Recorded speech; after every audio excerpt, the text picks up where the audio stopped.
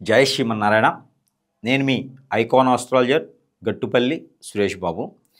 ద్వాదశ రాశుల్లో ఒకటి మకర రాశి. అయితే ముందుగా మకర రాశి గురించి మాట్లాడుకునే ముందు అందరికీ నూతన సంవత్సర శుభాకాంక్షలు. హ్యాపీ న్యూ ఇయర్ 2020 సంవత్సరానికి స్వాగతం. అలానే మనకి జనవరి మాస ఫలాలు అంటే ప్రెడిక్షన్స్, రెమెడీస్, పరిహారాలు ఎలా ఉంటాయో చూద్దాం. అలానే మకర సంక్రాంతి, మకర కనుమ శుభాకాంక్షలు కూడా మీకు. అలానే ఇంకొకటి, ఇప్పుడు మనకి 12 సంవత్సరాలకు ఒకసారి వచ్చేటువంటి మహాకుంభమేళ. ఈ మహాకుంభమేళ కూడా ఈ జనవరి మాసం కోరల పౌర్ణమి 13వ తారీఖు రావడం మరీ అదృష్టం అని చెప్పుకోవచ్చు. ఈ ద్వాదశ రాశులు అందరూ కూడాను, 12 రాశుల వారు కూడాను స్నానం ఆచరించడం ద్వారా, స్నానం ఏదైతే ఉందో ఆచరించడం ద్వారా మరీ మంచి జరుగుతూ ఉంది. ఏవైతే వీళ్ళలో ఉన్నటువంటి రుమ్మతులు ఏవైతే ఉన్నాయో అవన్నీ కూడా తొలగిపోయేదానికి ఎక్కువ ఆస్కారం ఉంది. కాబట్టి ఆ మేర అందరూ కూడా ప్రయత్నం చేయండి. అయితే మనకి ఈ మకర రాశి వాళ్ళకి మూడో ఇంట్లో కూడా మకర రాశి వాళ్ళకి రెండో స్థానంలో, అంటే సొంత ఇల్లు కాకుండా రెండో ఇంట్లో శని భగవానుడు ఉన్నాడు. ఆ శని భగవానుడితో శుక్రుడు కలిసి ఉన్నాడు. అలానే మనకి కేతువు ఉన్నాడు, రాహువు ఉన్నాడు మీనరాశిలో మూడో స్థానంలో. అయితే వీళ్ళందరికీ కూడా గ్రహస్థితి చూసినప్పుడైతే కనుక వీళ్ళు పెద్దలు మాట వినకపోవటం, అలానే పెద్దలు ఉంటే పెద్దలు పిల్లల మధ్యన వెడబాటు భారం, అలానే ఆస్తి తగాదాలు, అన్నదమ్ముల మధ్యన విభేదాలు, ఇలాంటివి అయితే కొంతకాలంగా మనం చూస్తూ ఉన్నాము మకర రాశి వాళ్ళకి. అలానే జాబులో వెసులుబాటు లేకపోవడం, ఎదుగుదల లేకపోవడం కూడా మనం చూస్తున్నాం. ప్రమోషన్స్, జాబ్ పోవటం, జాబు అక్షరంగా తీసేయటం, విదేశానికి వెళ్ళాలనుకో ప్రయత్నం చేసి అప్పులు చేసుకోవటం, ఆర్థిక స్థితిగతులు, పెళ్ళి సగం వరకు వచ్చి ఆగిపోవటం, ఎంగేజ్మెంట్ అయిన పెళ్ళిళ్ళు కూడా ఆగిపోవడం, పీటలమైన పెళ్ళిళ్ళు ఆగిపోవటం గత కొంతకాలంగా చూస్తూ ఉన్నాము మకర రాశి వాళ్ళకి. అయితే వీటన్నిటికి కూడా కొంతమేర సౌలభ్యం ఉన్నదని చెప్పుకోవచ్చు. ఎట్లా అంటే 2025 సంవత్సరంలో మీరు చేసేటువంటి పెద్దలకి చేసేటువంటి కర్మలు ఏవైతే ఉన్నాయో, ఈ పెద్దలకు కనుక కనుమ రోజు కావచ్చు, భోగి రోజు కావచ్చు, సంక్రాంతి రోజు కావచ్చు, పౌర్ణమి రోజు ఏదైతే కోర్ల పౌర్ణమి ఉందో ఆ పౌర్ణమి రోజు కావచ్చు, ఏదైతే ఇప్పుడు మహా కుంభమేళ మొదలవుతుందో ఈ కుంభమేళ సమయాల్లో 40 రోజులు కుంభమేళ ఉంటుంది. 13వ తారీఖు మొదలయ్యే జనవరి 2025, 26వ తారీఖు మాస శివరాత్రి రోజున ముగింపు అవుతుంది ఫిబ్రవరి మాసంలో. అది 2025 సంవత్సరం. ఈ 40 రోజుల వ్యవధిలో కనుక మీరు స్నానం ఆచరించినట్టయితే కనుక మీకున్నటువంటి రుమ్మతులు ఏవైతే ఉన్నాయో, గ్రహరీత్య దోషాలు, ప్రకృతి నుంచి దోషాలు, పంచభూతాల నుంచి వచ్చే దోషాలు, పెద్దల నుంచి వచ్చేటువంటి శాపాలు, దోషాలు మోక్షం కలిగించేలా ఉంటుంది. కాబట్టి ఖచ్చితంగా మీరు ఈ కుంభమేళ సమయంలో స్నానం ఆచరించినట్టయితే ఏదైతే కనుమ, భోగి, సంక్రాంతి ఇవి ఉన్నాయో వీటి ద్వారా పెద్దలకి కర్మలు చేసినట్టయితే కనుక మీకు ఆ పెద్దలకి దండం పెట్టుకొని నమస్కారం చేసుకొని మీ ప్రాంతీయ ఆచార ప్రకారంగా కర్మలు చేసినట్టయితే బ్రాహ్మణోత్తముల దగ్గర పిలిపించుకొని కనుక మీరు వాళ్ళకి దానాలు, ధర్మాలు, యజ్ఞాలు, యాగాలు, హోమాలు చేయించుకుంటే కనుక ఖచ్చితంగా మీకు ఫలించడానికి ఆస్కారం ఉంది. కాబట్టి తస్మా మీరు అందరూ కూడా ఈ ఒక చిన్నమాటి ప్రయత్నం చేసేసి అదృష్టవంతులు అవ్వండి. ఎందుకంటే కుంభమేళను వచ్చేది మళ్ళీ 12 సంవత్సరాలకు వస్తారు. కాబట్టి ఈ సంవత్సరం వచ్చినటువంటి కుంభమేళలో అందరూ అదృష్టవంతులు అవ్వాలి. అందరూ కూడా స్నానం ఆచరించండి. ఈ పుణ్యస్నానాలు ఆచరించడం ద్వారా మంచి జరుగుతూ ఉంది. ఆ పుణ్యస్నానాలు ఆచరించడానికి కూడా ఒక డేట్లు ఉన్నాయండి. రాజస్నానం అంటారు. ఈ రాజస్నానం అనేది ఈ యొక్క 6 రోజులు చేస్తారనమాట. ఈ 6 రోజులు వచ్చే తిథులు వచ్చేసి 13, 14, 29 జనవరి 2025. అలానే మనకి 3వ తారీఖు, 12వ తారీఖు, 26వ తారీఖు 2025 ఫిబ్రవరి మాసం.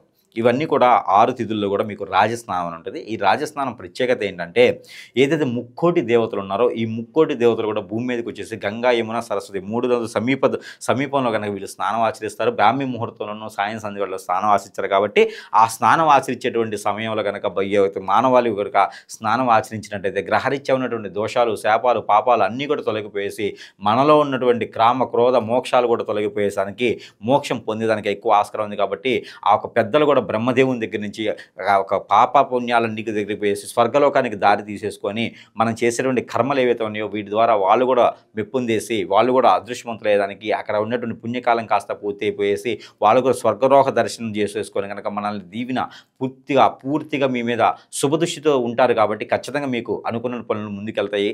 ఆర్థిక స్థితిగతులు కుదురుపడతాయి. అలానే గ్రహరీత్యా వెసులుబాటు ఉంటుంది, జాబులో వెసులుబాటు ఉంటుంది.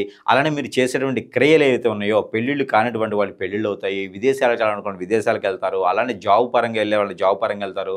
ఆర్థిక స్థితిగతులు వెసులుబాటు అవుతాయి, కుదురుపడతాయి. అలానే ఇల్లు, వాహనం, స్థలం ఎవరైనా కొనాలనుకుంటే కూడా కొనేదానికి 2025 సంవత్సరంలో మంచి ఆస్కారం ఉంది. కాబట్టి మకర రాశి వాళ్ళకి మంచి అదృష్టం కలిసి వచ్చేదానికి ఉంది.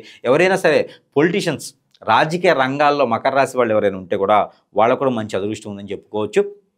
ఎవరికైతే ఉందో ఇంకోటి ఉంది, మకర రాశి వాళ్ళకి వేద యోగం అని ఒకటి ఉంది. ఈ వేద యోగం అనేది ఏంటంటే మనకి కురుక్షేత్రంలో చేసినప్పుడు ఈ వేద యోగాన్ని అనేది ఒక యుద్ధ భారతిలో ఉపయోగించారు. ఈ కురుక్షేత్రం ఆగడానికి కూడా ఈ వేద యోగం అనే ఒక ఆయుధాన్ని ఉపయోగించడం ద్వారా ఈ కురుక్షేత్రం ఆగిపోతుంది. ఇది మన పురాణాలు చెప్తా ఉన్నాయి. ఎలాంటి యోగ ఏదైతే ఉందో ఈ వేద యోగం అనేది మకర రాశి వాళ్ళకి సంభవిస్తుంది. అది ఎప్పుడు జనవరి 13వ తారీఖు నుంచి 90 రోజులు ఉంటుంది. అలాంటి ఎందుకు ఈ యోగం పనిచేస్తుంది, మీకు ఈ వేద యోగం అనేది ఎందుకు మకర రాశి వాళ్ళకి పనిచేస్తుంది అంటే ఎలాంటి పనులు అవుతాయి, శత్రు భయం, శత్రు పీడ, శత్రు బాధ తగ్గుతుంది, అప్పుల బాధ, రుణ బాధ తగ్గుతుంది.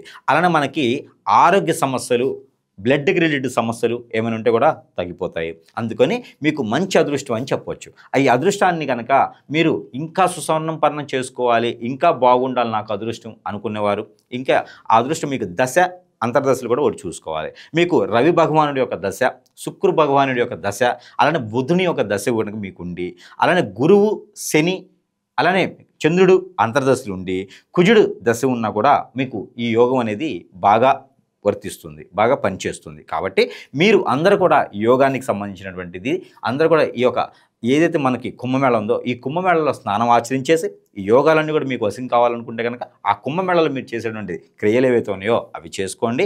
అందరూ కూడా అదృష్టవంతులు అయ్యేలాగానే కోరుకుంటున్నాను.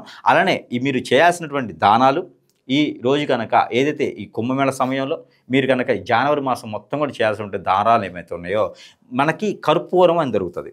మనకి బిళ్ళ కర్పూరం హారతి ఇస్తారు టెంపుల్లో.